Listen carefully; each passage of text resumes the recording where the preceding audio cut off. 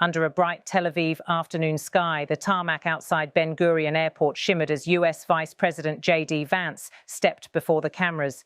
His visit, part of a broader diplomatic tour, marked a crucial moment in Washington's effort to cement a fragile post-war framework for Gaza. The air was tense but charged with cautious optimism as Vance prepared to depart after several days of back-to-back meetings with Israeli officials, regional envoys, and US military advisors. He paused briefly, looking toward the assembled reporters. "I do think that we've made a lot of progress in understanding what the composition of the ISF, the International Stabilization Force, would look like," Vance began, his tone measured yet confident, "and understanding what would be necessary for it to actually be effective." His words were deliberate, designed to reassure multiple audiences, Israelis skeptical of international oversight, Palestinians wary of occupation by another name, and an American public deeply fatigued by the idea of overseas troop commitments. The International Stabilization Force, or ISF, is one of the cornerstone elements of President Donald Trump's 20-point peace plan announced earlier this month. The plan envisions a multinational force deployed temporarily in the Gaza Strip, tasked with maintaining security, facilitating humanitarian operations, and overseeing reconstruction once active hostilities cease. For weeks, the composition of that force has been the subject of intense debate: which nations would contribute, how command would function, and most crucially, how to prevent Gaza from slipping into renewed chaos once the guns fall silent. Vance continued, emphasizing coordination between military and civilian components. "We've also worked to understand how Central Command is going to coordinate with the troops who will actually be on the ground." Again, no American troops on the ground, but American troops supervising and mediating the peace. That clarification carried political weight. Inside Washington, opposition lawmakers had voiced fears that a stabilization force could quietly evolve into a longer-term occupation. The White House, therefore, has repeatedly insisted that the US role will remain limited to oversight, logistics, and diplomatic mediation, not direct combat. Behind the scenes, American officials have been in constant contact with potential ISF contributors. Egypt, Jordan, the United Arab Emirates, and even Morocco have been floated as possible participants. European partners, particularly France and Italy, have expressed tentative interest, contingent on clear UN authorization and strict rules of engagement. For Israel, the very concept of foreign troops in Gaza has always been delicate. Prime Minister Benjamin Netanyahu has faced growing pressure from his own cabinet, some members warning that any international deployment could limit Israel's freedom of action in the enclave. Yet, sources familiar with the talks say Netanyahu views the ISF as a pragmatic necessity, a temporary measure to stabilize Gaza without forcing Israel into indefinite reoccupation. In Tel Aviv, Vance's tone reflected that balancing act. His visit followed a series of high-level meetings between US Central Command officers and their Israeli Defense Force counterparts, aimed at defining the technical scope of the mission. The discussions included logistics on border access points, coordination with humanitarian agencies, and ensuring the safety of civilians returning to devastated neighborhoods.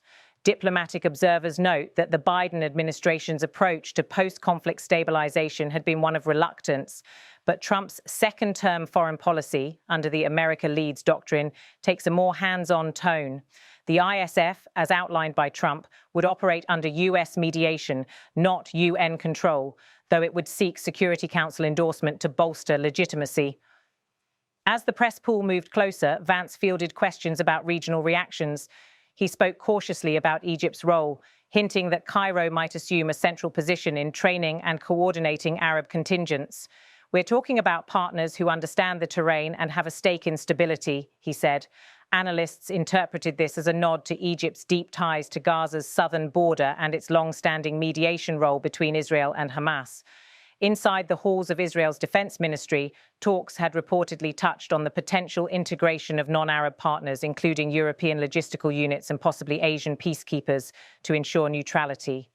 This patchwork of participants, Arab, Western, and possibly African, underscores the geopolitical challenge of forging a credible, functional peacekeeping mechanism in one of the most volatile strips of land on Earth. Over the past week, the Trump administration's special envoy team, led by Jared Kushner and real estate investor Steve Witkoff, has been shuttling between Amman, Cairo, and Tel Aviv, gathering commitments and fine-tuning the 20-point framework. Their mission, to ensure that Gaza's post-war governance, under temporary ISF supervision, transitions to an interim Palestinian administrative authority within a year. Officials in Washington say that Vice President Vance's trip was meant to show continuity and seriousness, a visible sign that the White House intends to follow through on the plan, not just announce it. For months, skeptics had dismissed the peace framework as political theatre, but now the diplomatic machinery appears to be grinding into motion.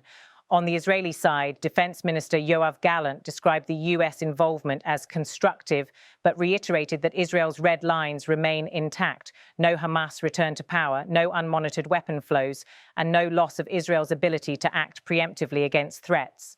The challenge, diplomats say, will be squaring those demands with Arab governments' insistence that the ISF not appear as an occupying extension of Israeli security policy.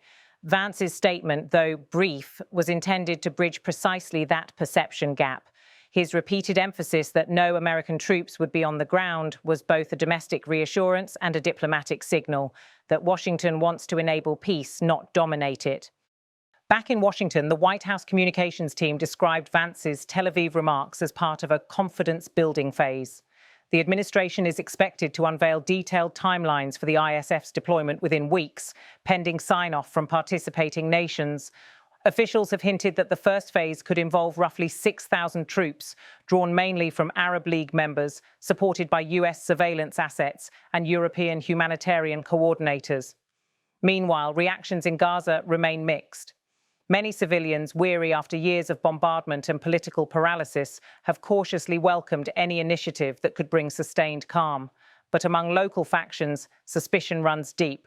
Former Hamas affiliates have warned that an international force could effectively enforce a Western-imposed order, one that sidelines Palestinian sovereignty.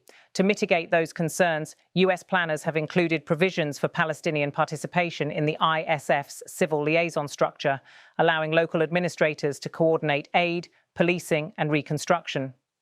According to internal drafts leaked to regional media, the ISF would operate for a renewable 18-month mandate, focusing on security sector reform, border management, and critical infrastructure repair. The Trump-Vance doctrine for Gaza, as analysts have begun calling it, reflects a shift from past approaches that relied on UN-led missions. This time, Washington is taking ownership of both design and oversight, signaling that it views Gaza's stability as a strategic test case for broader Middle East policy. Before boarding his plane, Vance took one last question. A journalist asked whether he believed the ISF could genuinely prevent the resurgence of militant factions. Vance paused, then replied, "Nothing is guaranteed. But we believe structure and coordination are better than chaos. The people of Gaza deserve more than just another ceasefire. They deserve a chance at real stability." That closing line captured the essence of his message: pragmatic, measured, and cautiously hopeful. For Washington, the ISF isn't just about Gaza. It's a test of whether post-war reconstruction can succeed without direct American occupation. For Israel, it's a chance to secure its borders while avoiding the burden of indefinite control. And for Palestinians, it represents yet another foreign plan, but perhaps this time, one with enough international buy-in to change the trajectory of a battered territory. As the motorcade rolled away from the airport, the headlines already began to scroll across global networks. Vance says progress made on Gaza Stabilization Force. Yet beneath the diplomatic optimism lies a sobering reality. Implementing the plan will require unprecedented cooperation among rivals and skeptics alike. Still, for a brief moment on that Tel Aviv runway, there was a sense that after years of bloodshed, blockade, and failed accords, the machinery of diplomacy might be inching forward again.